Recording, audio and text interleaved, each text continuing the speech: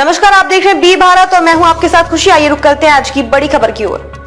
Falcon 9 से space में भेजे गए भारत के सैटेलाइट से अंडमान निकोबार में भी मिलेगा शानदार ब्रॉडबैंड कवरेज। जानिए और क्या क्या होंगे फायदे। भारत ने स्पेस एक्स के फाल्कन 9 रॉकेट से GSAT-20 के प्रक्षेपण के साथ एक महत्वपूर्ण उपलब्धि हासिल की है। ये पहली बार है जब इसरो की commercial branch new space India limited ने उपग्रह तैनाती के लिए स्पेस एक्स के साथ पार्टनरशिप की है। प्रक्षेपण के 34 मिनट बाद उपग्रह रॉकेट से अलग हो गया। इसके बाद सफलतापूर्वक अपनी जियोसिंक्रोनस ट्रांसफर ऑर्बिट में स्थापित हो गया। इसरो ने की नई शुरुआत। हमारे सहयोगी अखबार TOI की पिछली रिपोर्ट में NSIL के चेयरमैन और MD राधाकृष्णन D ने सहयोग के महत्व पर जोर देते हुए कहा कि स्पेस एक्स को पिछले साल हमारी तरफ से जारी RFP के आधार पर चुना गया था। अन्य बोलीदाता भी थे। यह एक नई शुरुआत है क्योंकि हम उनकी धरती से एक अमेरिकी रॉकेट के जरिए लॉन्च कर रहे हैं। वर्तमान समझौता केवल इसी लॉन्च के लिए है और हम भविष्य की आवश्यकताओं पर विचार करेंगे।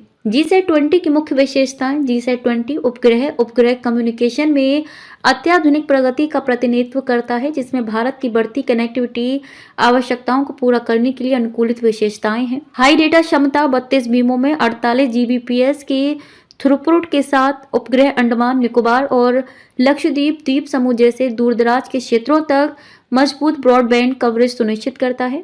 KA band technology KA band frequency का उपयोग करते हुए GSAT-20 को इन फ्लाइट इंटरनेट सेवाओं और स्मार्ट सिटी पहलों का समर्थन करने के लिए डिजाइन किया गया है। स्थायित्व और दक्षता। सैटेलाइट को 14 साल के मिशन लाइफ के लिए बनाया गया है। इसमें CFRP संरचनाओं और ली आयन बैटरी सहित एडवांस सामग्री है।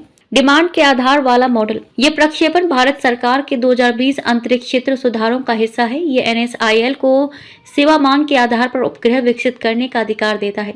GSAT-20 GSAT-24 के बाद NSIL का दूसरी मांग के आधार वाला उपग्रह है। इसे 2022 में लॉन्च किया गया था।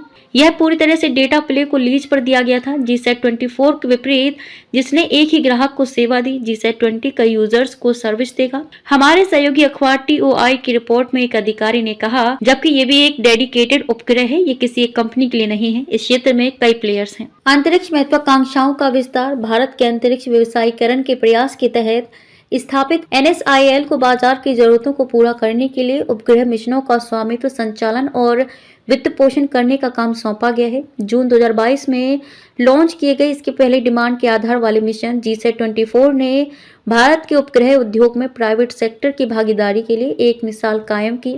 GSAT-20 लॉन्च के साथ NSIL पूरे भारत में कनेक्टिविटी इंफ्रास्ट्रक्चर को बढ़ाने के अपने मिशन को आगे बढ़ा रहा है। ये राष्ट्रीय विकास के लिए अंतरिक्ष टेक्नोलॉजी का लाभ उठाने के सरकार के दृष्टिकोण के अनुरूप है, खासकर डिजिटल डिवाइड को पाटने में। अब तक के लिए बस इतना ही। फिर होगी आपसे मुलाकात ऐसी एक और बड़ी खबर के साथ। तब तक के लिए नमस्कार और देखते रहिए बी भारत। ऐसे लेटेस्ट अपडेट्स के लिए हमारे चैनल बी भारत को सब्सक्राइब करें और तुरंत नोटिफिकेशन पाने के लिए बेल आइकन प्रेस करना ना भूलें। यदि आप हमें फेसबुक के माध्यम से देख रहे हैं तो हमारे पेज को फॉलो जरूर करें। धन्यवाद।